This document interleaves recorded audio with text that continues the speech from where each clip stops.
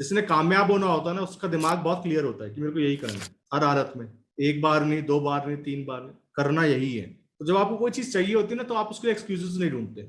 आपको पता है मेरे को करना है, ज्योतिष बनना है, बनना है, बात खत्म है। उसके आगे ना कोई एक्सक्यूज नहीं है, एस्केप रूट नहीं ढूंढ रहे हो। क्योंकि काम नहीं करने के ना हजार बहाने हो सकते हैं।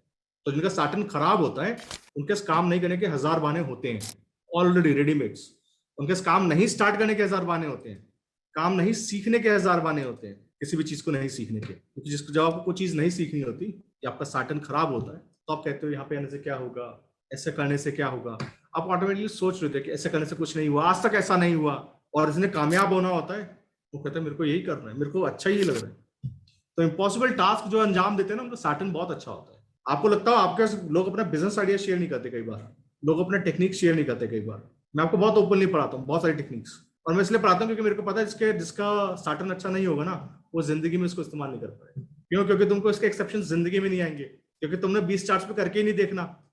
जिसका सैटर्न खराब है, जिसका सैटर्न खराब है, वो एक चार्ट पे टेस्ट करेगा और कहेगा काम नहीं करा, मेरे चार्ट में ही काम नहीं करा, काम नहीं करा था, फिर बात खत्म होगी।